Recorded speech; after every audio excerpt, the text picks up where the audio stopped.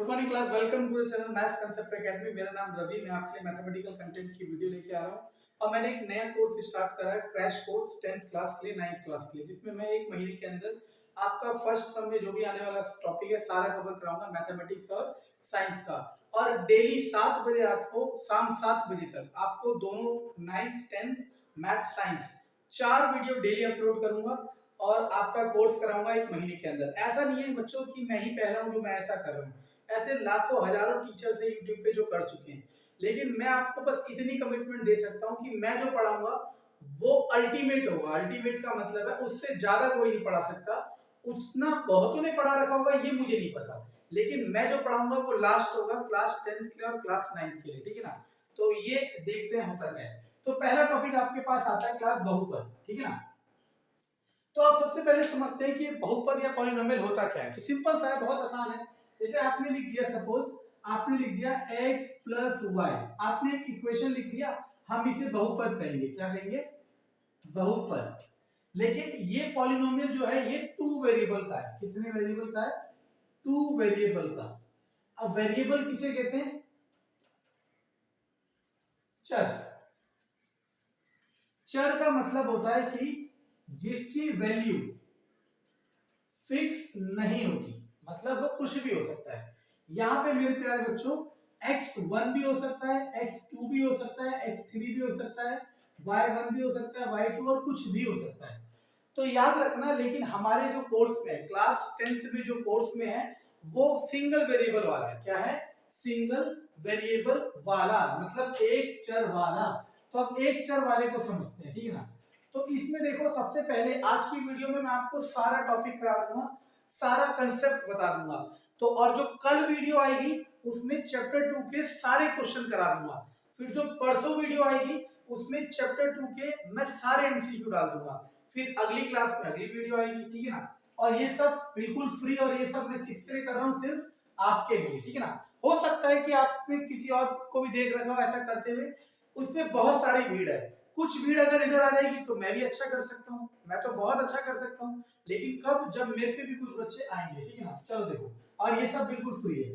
अब एक चीज समझना, अब जैसे मैंने लिख दिया x प्लस 2 और एक लिख दिया x square plus 2x plus 3, एक लिख दिया y की cube 2y square plus y plus 4, एक लिख दिया y की 5 y की 4 प्लस y की 3 प्लस 1, कुछ भी लिख दो, ठीक है ना। ये सारे के सारे बहुपद है, ये सारे के सारे पॉलिनोमियल है। लेकिन अब इन पॉलिनोमियल के भी नाम है। जैसे मान लो एक औरत के 2 जुड़वा बच्चे, मान लो ये दोनों जुड़वा बच्चे एक औरत के हैं, वो औरत यानी कि वो उनकी मम्मी उन दोनों के भी अलग नाम रखती है ना, जबकि वो उसी के बच्चे हैं और जुड़वा बच्चे हैं, फिर भी अलग नाम रखती है।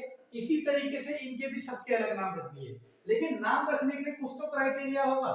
तो यहां देखो, एक टर्म आती है जिसे कहते हैं डिग्री, और इंग्लिश में कहते हैं घात, ठीक है। तो देखते रहना, ये आपको पता है इसे घात कहते हैं। याद रखना, जो सबसे मैक्सिमम घात होगी, मैक्सिमम पावर, यानी कि सबसे बड़ी घात, अब इसकी सबसे बड़ी घात घात क्या है? 1, इसकी सबसे बड़ी घात क्या है? 2, इसकी सबसे बड़ी घात क्या है? 3, इसकी सबसे बड़ी घात क्या है? 4। इसकी डिग्री 1, इसकी डिग्री 2, इसकी डिग्री 3, इसकी डिग्री 4। ऐसा नहीं है कि 4 तक ही होता है, 5, 6, 7, 8 कहीं तक भी हो सकता है, लेकिन आपके पेपर में या आपके किताब में सिर्फ 4 तक जरूरी है। वेरिएबल जो मैंने चर कहा था वो x भी हो सकता है और वो y भी हो सकता है, इसमें आपको कोई लेना देना नहीं है, ठीक है ना। अब सुनना मैं क्या कह रहा हूं। इन्होंने कह दिया भाई जिसकी घात 1 आएगी उसे कहेंगे लीनियर इक्वेशन, और हिंदी में कहेंगे रैखिक समीकरण। इन्होंने कह दिया भाई जिसकी घात 2 आएगी उसे कहेंगे क्वाड्रेटिक इक्वेशन, और हिंदी में कहेंगे द्विघात समीकरण। जिसकी डिग्री 3 आएगी उसे कहेंगे क्यूबिक इक्वेशन, और हिंदी में कहेंगे त्रिघात समीकरण, ठीक है ना। और जिसकी डिग्री 4 आएगी उसे कहेंगे बाई क्वाड्रेटिक इक्वेशन, द्विघात समीकरण। जिसकी डिग्री 4 आएगी, जिसकी डिग्री 4 आएगी उसे कहेंगे बाय क्वाड्रेटिक इक्वेशन, और हिंदी में द्विघात समीकरण, ठीक है ना। सबसे पहले तो आपको ये पता होना चाहिए कि समीकरण कौन सी टाइप की है, ठीक है ना, ये इसके नाम है। तो प्यारे बच्चों, सबसे पहला क्वेश्चन जो आपके पास आ सकता है वो इस तरीके का आ सकता है। सबसे पहला क्वेश्चन, अभी मैं सारी पॉसिबिलिटी क्रिएट कर रहा हूं, और जो भी बच्चा सीरियसली होकर मेरी ये वाली वीडियो देखेगा और उसके बाद वाली मैं जो क्वेश्चन कराऊंगा वो वीडियो देखेगा, वो समझ पाएगा कि मैं कितनी मेहनत कर रहा हूं और मैं क्या पढ़ा रहा हूं आपको। सिर्फ उड़ते उड़ाते आप पहली वीडियो देखोगे या सिर्फ दूसरी वीडियो देखोगे तो समझ नहीं आएगा। 1 महीने का क्रैश कोर्स, आपके माँ बाप के पैसे बचेंगे, आप अच्छे नंबर से पास हो जाओगे, ठीक है। अब मान लो आपको एक इक्वेशन देगा x² + 3x + x⁴ और पूछेगा कौन सी इक्वेशन है, तो आप देखोगे कि ये तो 2 है, तो आप लिख दोगे डिग्री 2, जो कि गलत। जैसे मैं एक एग्जांपल बहुत सालों से कह रहा हूं, सुनना। मान लो ये ग्रीन वाले पापा है या मम्मी मान लो, ठीक है, चिढ़ने वाली क्या बात है। देखो, मानो कहीं पे भी आप जा रहे हो तो पहले पापा मम्मी जाते हैं फिर बच्चे जाते हैं, ठीक है ना। मतलब किसी के घर गए, पहले पापा मम्मी फिर बच्चे। अब मान लो इत्तेफाक से बच्चे जिद्दी हो गए, बच्चे आगे आ गए, तो क्या मैं इसे पापा कह दूंगा? नहीं, पापा तो वही रहेगा ना, चाहे आगे रहे चाहे वो पीछे रहे। मम्मी कहना, मम्मी कह लो, हमारा क्या चल है। इसमें ये नहीं देखते कि आगे कौन है, हम ये देखते हैं कि बड़ी घात कौन सी है। तो ये कौन सी समीकरण है? द्विघात समीकरण, और इंग्लिश में बाय क्वाड्रेटिक इक्वेशन। तो क्लास सबसे पहला तरीका तो यही क्वेश्चन, सबसे पहला क्वेश्चन तो यही आ सकता है आपके पास कि समीकरण है कौन सी, ठीक है ना। जब वो क्वेश्चन पूछ लेगा आपसे समीकरण है कौन सी और आप बता पाओगे समीकरण है कौन सी, उसके बाद नए नए तरीके के क्वेश्चन आएंगे। क्या क्या तरीके के क्वेश्चन आएंगे? अब एक टॉपिक है जिसका नाम है रूट्स, इसे जीरोस भी कहते हैं और इसे सॉल्यूशन भी कहते हैं। हिंदी में हल कहते हैं, शून्य कहते हैं, ठीक है ना। अब सुनते रहना क्या कह रहा हूं। और मूल भी कह देते हैं, इससे कोई फर्क नहीं पड़ता क्या कहते हैं। सुनना, मैंने लिखा x + 2 = 0, मैंने एक इक्वेशन लिख दी x + 2 = 0। सुनते रहना मेरे क्लास। मैंने कहा x + 2 = 0। सबसे पहले तो आपको समझ आना चाहिए कि लीनियर इक्वेशन है। कौन सी इक्वेशन है? लीनियर इक्वेशन, और इसको हम हिंदी में क्या कहेंगे? रैखिक समीकरण। अब कई बच्चे ना ये सोचते रहते हैं कि यार मैंने हिंदी मीडियम इंग्लिश मीडियम, मैं अपनी कहानी सुनाता हूँ। मैंने क्लास 10th तक सिर्फ और सिर्फ हिंदी मीडियम पढ़ा है, और उसके बाद मैंने जो भी पढ़ाई करी है उसमें कम से कम 9 साल मैंने हिंदी छुआ भी नहीं है, ठीक है ना। जब मैं 11वीं क्लास में पहुंचा और मुझे इतनी दिक्कत हुई ना हिंदी से इंग्लिश में, जिसका कोई हिसाब नहीं। शुरू के 3-4 महीने तो मुझे यही समझने में लग गए, जैसे हिंदी में कहते हैं त्वरण, इंग्लिश में कहते हैं एक्सेलरेशन, हिंदी में कहते हैं बल, इंग्लिश में कहते हैं फोर्स, हिंदी में कहते हैं वर्क, इंग्लिश में कहते हैं कार्य, मतलब जो भी कह रहा हूँ। मुझे ये फीलिंग ही नहीं आती थी, जैसे आपको एक्सेलरेशन में फीलिंग आती होगी, मुझे त्वरण में फीलिंग आती थी। तो ये ऐसा कुछ भी नहीं है, कोशिश तो करो। तो अब एक चीज समझना, याद रखना कि अगर लीनियर इक्वेशन है, मैं यहां लिख देता हूं, जिस इक्वेशन की जितनी डिग्री होगी, लीनियर इक्वेशन की कितनी डिग्री है? 1। जिस इक्वेशन की जितनी डिग्री होगी उसके उतने ही हल होंगे। तो मैं यहां लिख देता हूं, degree = number of solution, Hindi में अधिकतम घात बराबर हलों की संख्या। जो इसकी डिग्री होगी वही इसके उतने ही इसके हल होंगे। आपने क्या देखा कि लीनियर इक्वेशन रैखिक समीकरण की डिग्री कितनी है? क्लास 1। अगर इसकी डिग्री 1 है, अगर इसकी घात 1 है, तो इसका हल भी सिर्फ 1 ही होगा। तो आपके पास पहला क्वेश्चन तो ये आ सकता है क्लास कि इनके हल कितने हैं। जैसे मान लो आपके पास ये इक्वेशन आ गई और आपसे पूछ लिया कि इसके हल कितने हैं, इसके रूट्स कितने हैं, तो आप क्या देखोगे क्लास कि इसकी अधिकतम घात यानी कि इसकी डिग्री क्या है। आप देखोगे कि इसकी डिग्री 3 है, तो सर ने कहा था इसके 3 हल होंगे, तो आप लिखोगे इसके 3 हल होंगे, दैट्स इट। इससे ज्यादा कुछ नहीं आएगा पहला टाइप। लेकिन अब आपके पास दूसरा टाइप जो आएगा क्लास, वो ये आएगा कि इनके हल है क्या, इनके हल है क्या, इनके रूट्स हैं क्या, ये आएगा दूसरा टाइप। ठीक है ना। अब सुनते रहना। सपोज मान लो x प्लस 2 इक्वल टू 0 हमने लिख दिया x जमा 2 बराबर 0। अगर मैं x की जगह -2 रख दूं तो -2 + 2 इक्वल टू 0, 0 इक्वल टू 0 आ गया ना। यानी कि इस रैखिक समीकरण का जो एक हल होगा वो कौन होगा, x इक्वल टू -2। इसको आप ऐसे भी निकाल सकते थे बचपन में जैसे निकालते थे, इक्वल टू 0 तो x बराबर -2। आप कैसे भी कर सकते हो, ये आपको देखना है। ठीक है ना। यानी कि पहली चीज इस चैप्टर में यही चलना है, इस चैप्टर का अल्टीमेट गोल यही है। पहली चीज कि आपको ये बताना है कि इस समीकरण के कितने हल होंगे, और उसके लिए क्या तरीका है, जो भी इसकी घात होगी, अगर घात 4 है तो 4 हल होंगे, अगर घात 5 है, अधिकतम वाली की बात कर रहा हूं, और इंग्लिश में डिग्री, अगर डिग्री 5 है तो 5 हल, डिग्री 6 है तो 6 हल, अधिकतम घात 7 है तो 7 हल। अब वो पूछेगा कि हल कितने हैं, और याद रखना मेरी लाइन, मैं बार बार कह रहा हूं, मेरे जैसे हजारों पढ़ा रहे हैं यूट्यूब पे, लेकिन मैं कह रहा हूं मैं 9-10th लेवल का जो पढ़ाऊंगा ना, उससे ऊपर कोई नहीं पढ़ाएगा, ये मेरा चैलेंज है। ठीक है।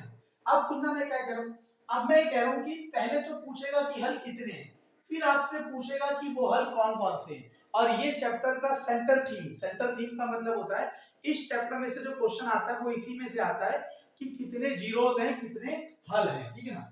अब देखो समझते हैं, अब हम हेडिंग डालते हैं जी क्लास, और आप जिसको भी मानते हो, आधे तो ऐसे पढ़ा रहे हैं, बोर्ड पे लिखा होता है बस उसे समझाते हैं, और वो लिख कैसे रहे हैं आपको भी नहीं पता। ठीक है ना।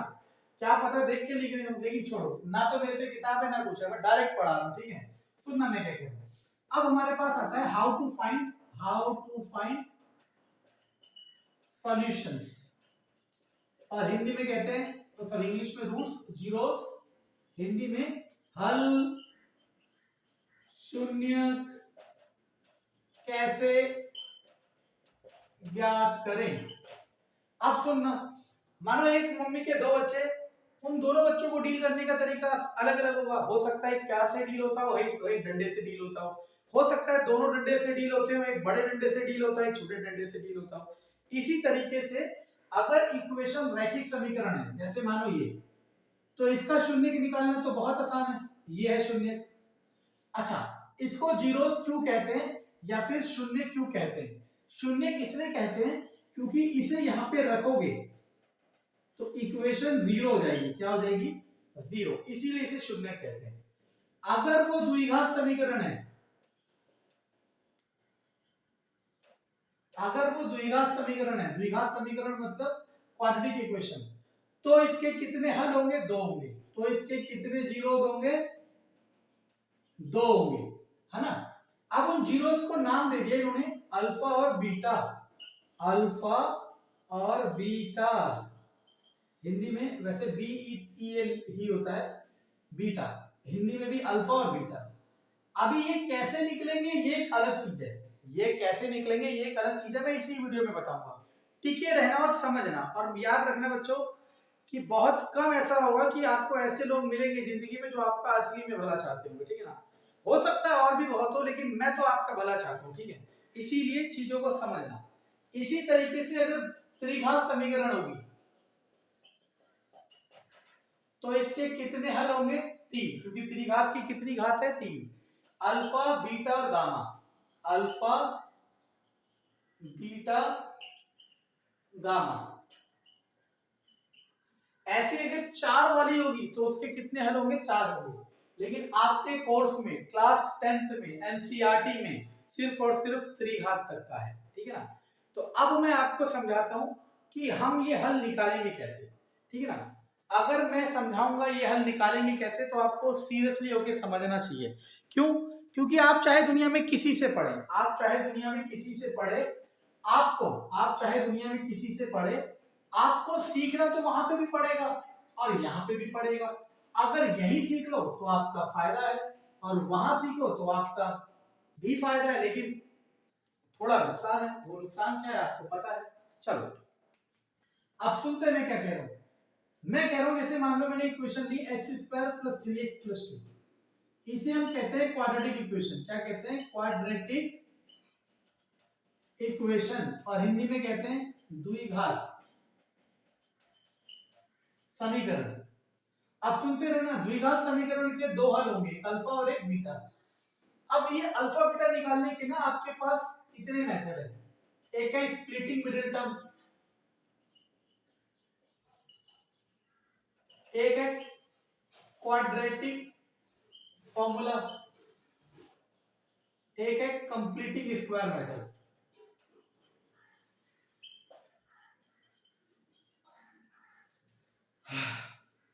इसे कहते हैं द्विघात सूत्र, इसे कहते हैं संपूर्ण वर्ग विधि, संपूर्ण वर्ग, और इसे कहते हैं मध्य पद विधि। और ठीक है, आप सुनते रहना। ये सारे के सारे मेथड आपको क्लास चैप्टर नंबर 4 में सिखाए जाएंगे। क्यों?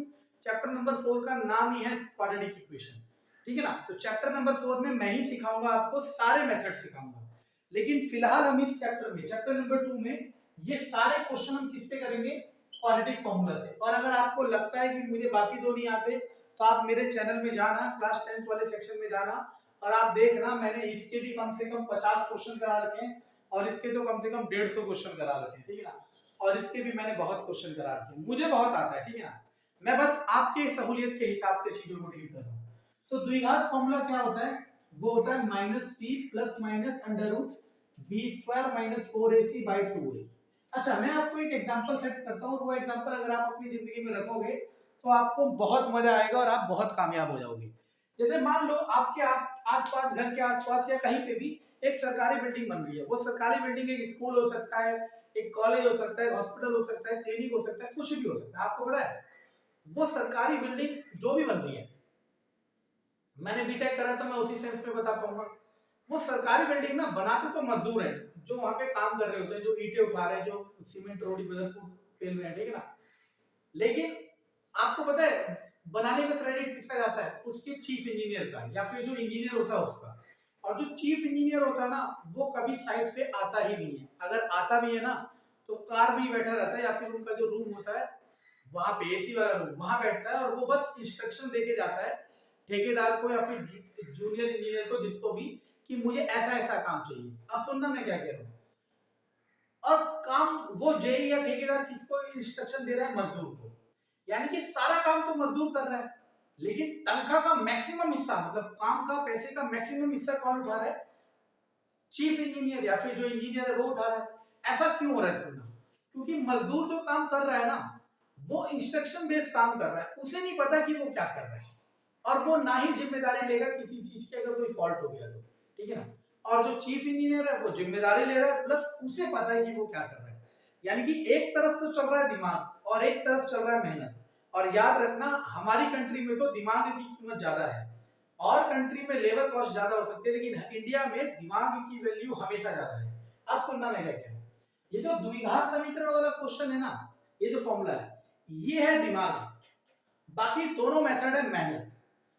और याद रखना, सबसे आसान तरीका यही होता है, ठीक है ना। और मैं प्रूफ कर दूंगा, आप में से जिसको भी लगता हो ऐसा नहीं है, तो कमेंट में मुझे बताना कि सर कैसे कैसे आप कह सकते हो कि द्विघात समीकरण वाला फॉर्मूला सबसे आसान है।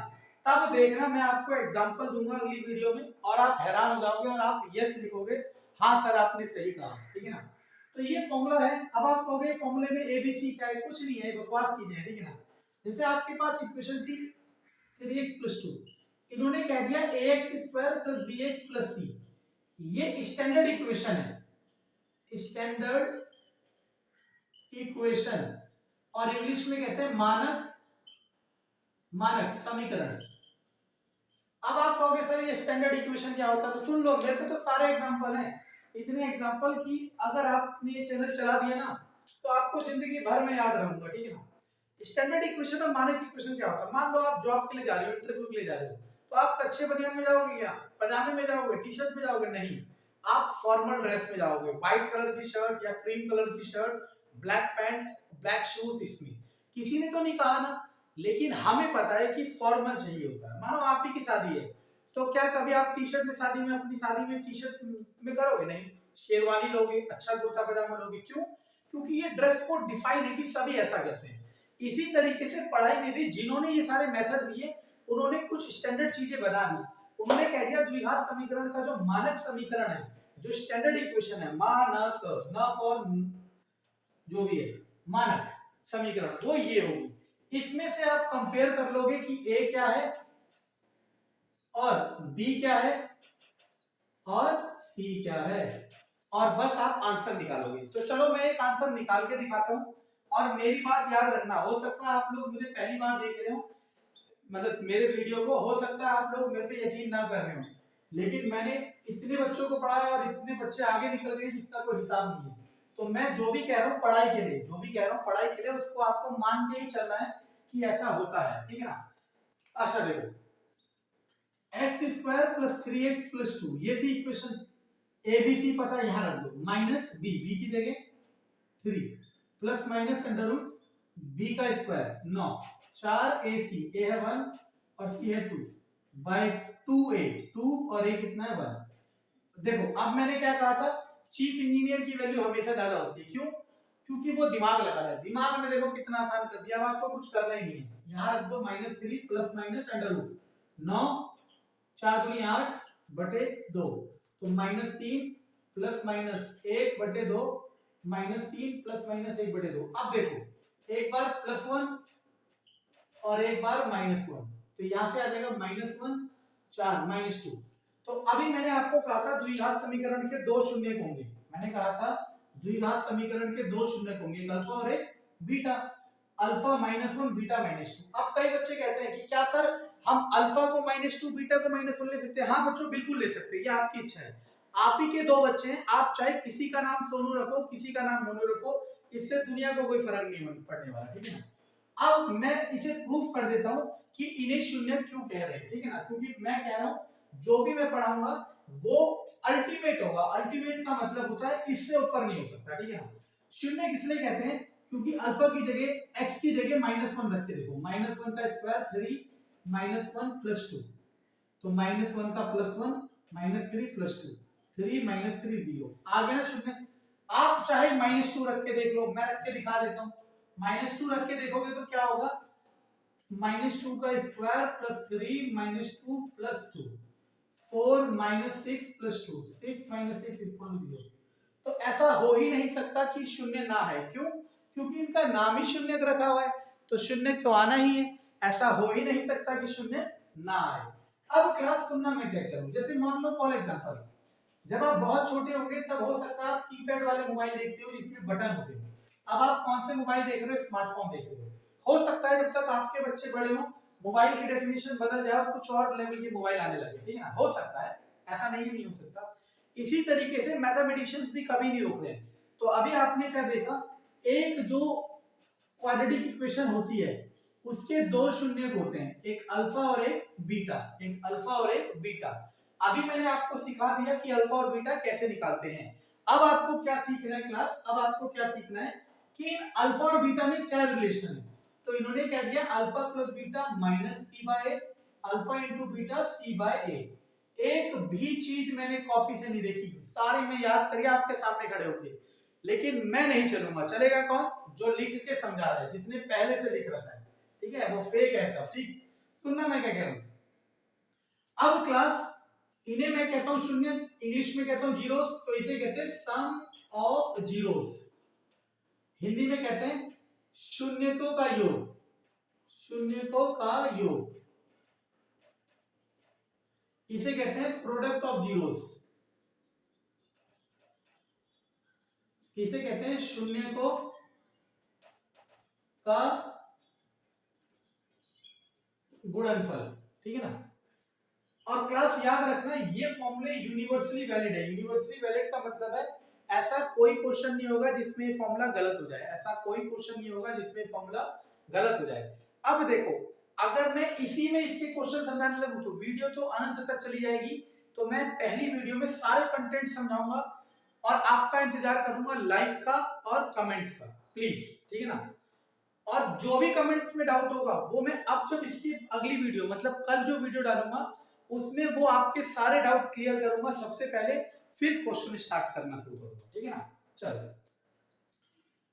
इसके बाद आपके पास आती है त्रिघात समीकरण।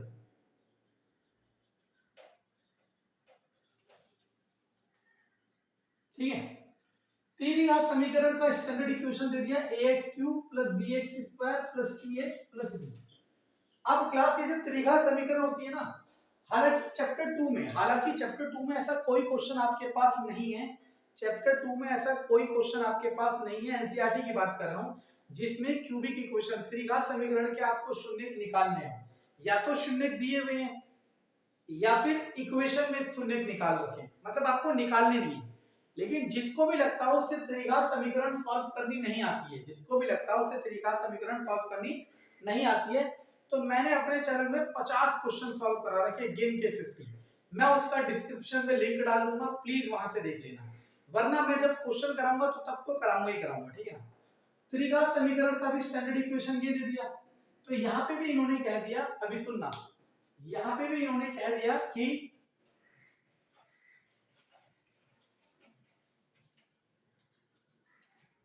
Alpha plus beta plus gamma, alpha beta plus beta gamma plus gamma alpha, alpha beta gamma minus B by A, C by A, D by A. ये इन्होंने फॉर्मूला दे दिया।